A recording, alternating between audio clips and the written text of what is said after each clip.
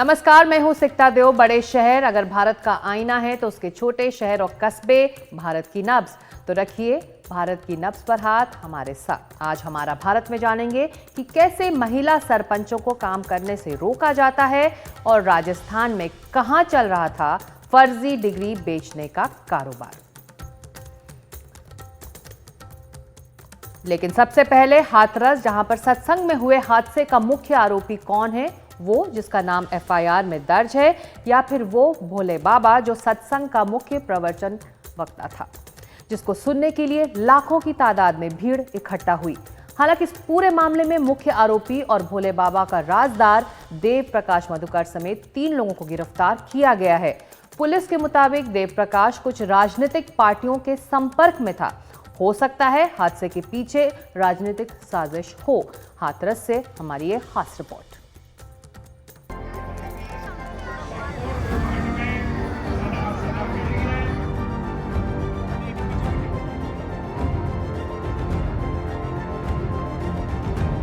ये है देव प्रकाश मधुकर, बाबा भोले उर्फ नारायण साकार हरि उर्फ सूरजपाल का राजदार और सेवादार।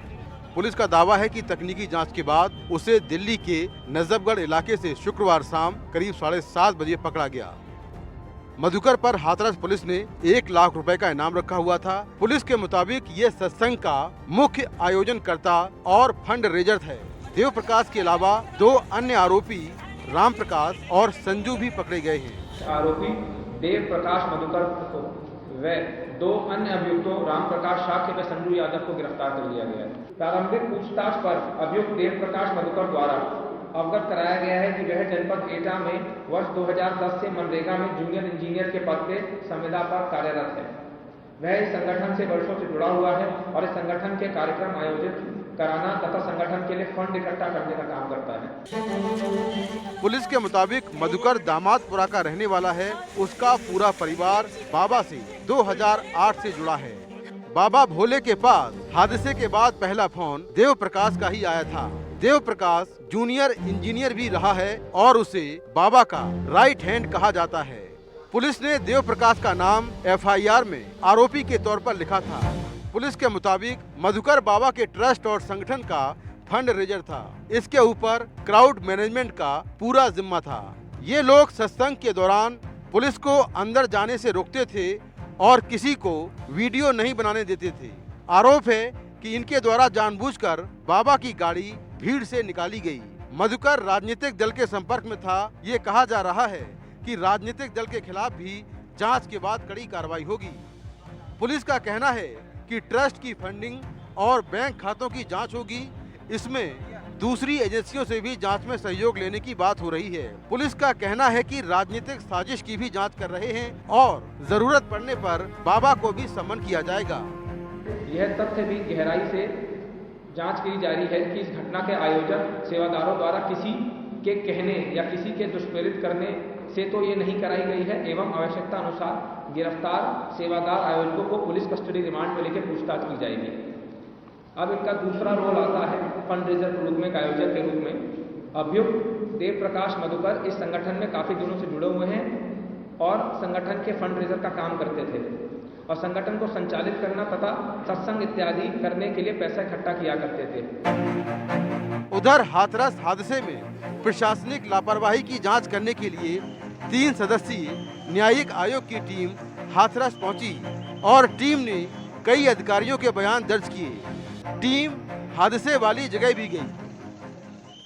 पुलिस का दावा है कि हाथरस हादसे के पीछे राजनीतिक साजिश हो सकती है, क्योंकि बाबा और उसका करीबी देव प्रकाश कुछ राजनीतिक पार्टियों के संपर्क में थे। इसीलिए पुलिस बाबा के ट्रस्ट की जांच कर रही है। उसको फंडिंग कहां से हो रही थी उसकी जांच की जा रही है और इसके लिए दूसरी एजेंसियों की मदद भी ली जाएगी। हाथरस से कैमरामैन राकेश सिंह के साथ मैं मुकेश सिंह सेंगर, एनडीटीवी इंडिया। तो हाथरस में जो हुआ है वो बेहद दर्दनाक है।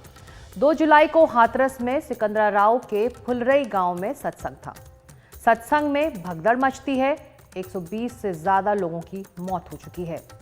मरने वालों में ज्यादातर महिलाएं थीं और राज्य सरकार ने अब जांच के लिए 3 सदस्यीय एसआईटी बनाई है।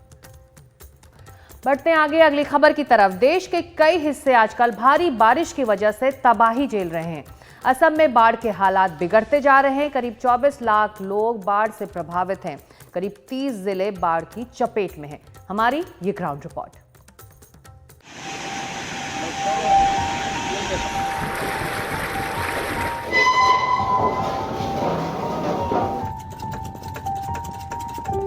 बाढ़ से असम बेहाल है। नदियों में पानी बढ़ता जा रहा है। राज्य के निचले हिस्सों के हालात और खराब हैं।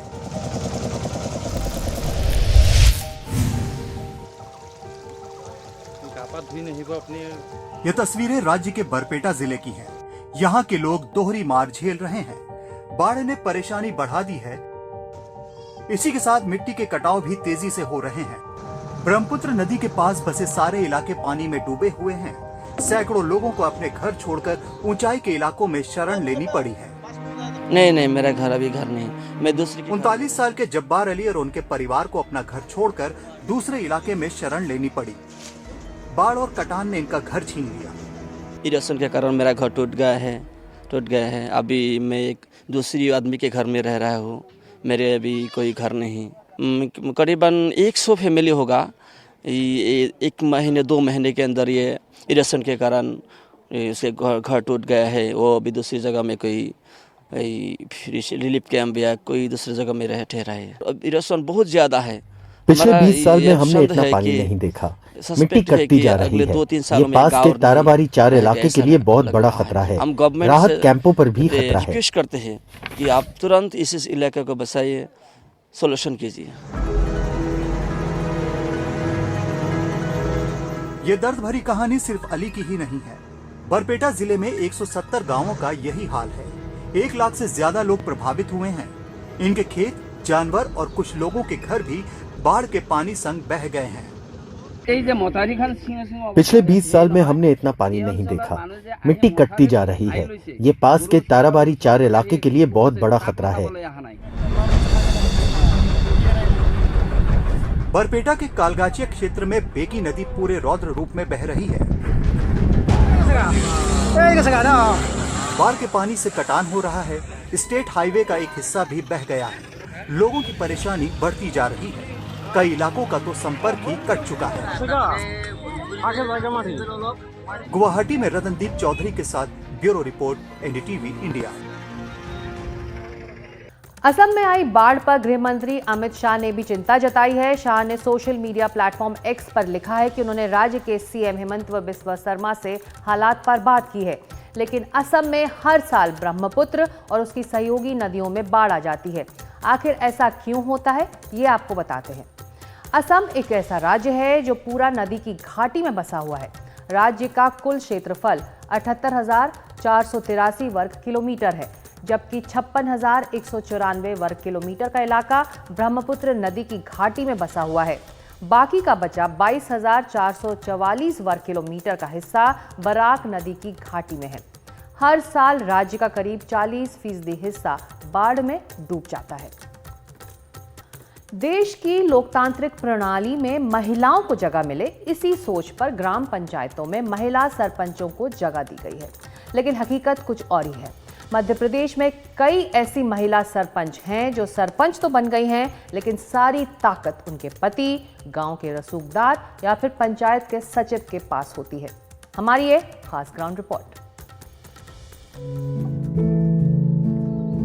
जो कहता तुझे मात दूंगा, मैं तुझे 5 साल ऐसी बैठी रहेगी, मैं काम नहीं करना।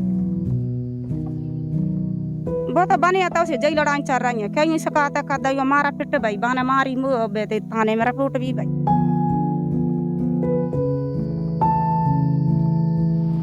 मेरा मत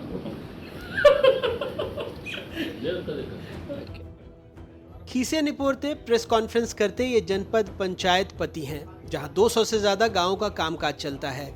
चुनी तो गई थी हेमलता रावत, लेकिन कुर्सी पर बैठकर कामकाज पतिदेव निपटाते हैं। गांव की बात अगर अपन क्षेत्रफल की बात करें, क्षेत्रफल में गांव कितने आएंगे?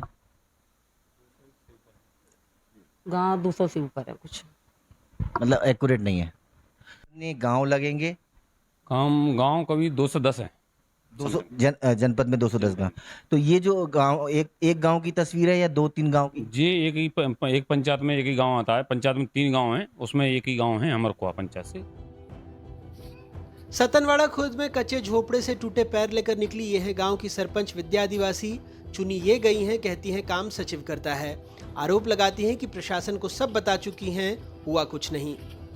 वो मार भी की धमकी दी तो मार दूंगा तो, और जो लड़ाई हो गई थी राजीनामा नहीं कर रही, मैं 5 साल तक ऐसे ही बैठी रहेगी, मैं करान नहीं दूंगा, तुझे मार डालूंगा मैं, जो कह रहा है मुझसे। और विकास काम वगैरह काम हो रहा है, आ तो रहे थे तो ऐसे ही बहुत कर रहा है, कछु का कर दे तो का नहीं कर देते। तुमको कुछ नहीं पता होता? और का सान मान तो मैं कर देता हूँ। साइन क्यों कर देती हो फिर तुम? पता का वो जो का तो जामे हो रहा है, बाम हो रहा है, वो तो वो लड़ाई की जड़ है भाई साहब, वो वीर पे यही काम हो रहा है। माना ठाड़ी करी ऐसे ते बे हार गई, मैं जीत गई, ताकि चक्कर में मैं पैसा खर्च कराए तो मैं जा मारांगा, नहीं मैं जा काम नहीं करा दूंगा। 5 साल तक जा ऐसे ही बैठा रह रहा कर दई 2-4 बेर जाके रिपोर्ट भी भाई थाने में मन में लड़ाई भाई तब पता का बा का पता नहीं है।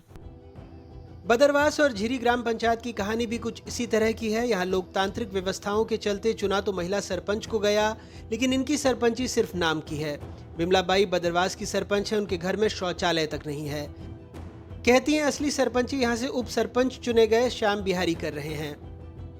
पोहरी तहसील के अंतर्गत आने वाली ग्राम पंचायत झिरी में पप्पी आदिवासी 2022 में सरपंच चुनी गई, लेकिन इनकी सरपंची पर रसूखदारों का कब्जा है। कागजों में ऐसी उलझी है कि 25 लाख की रिकवरी बना दी गई है।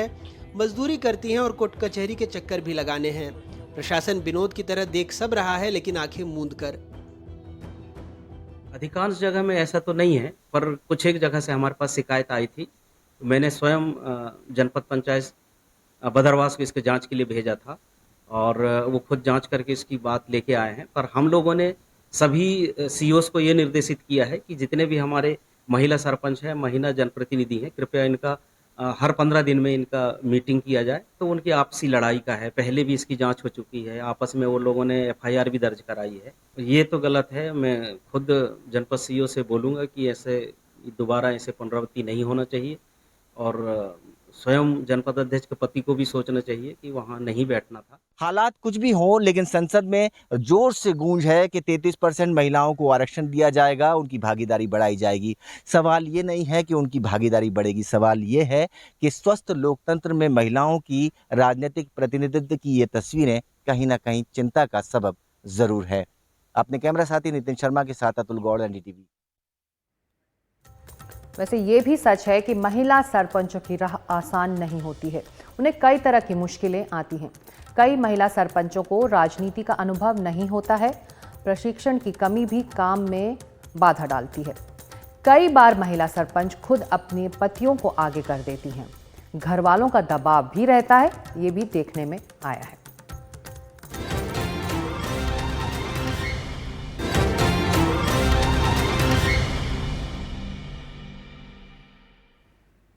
आप देख रहे हैं हमारा भारत। राजस्थान में फर्जी डिग्री बांटने वालों पर पुलिस ने बड़ी कार्रवाई की है।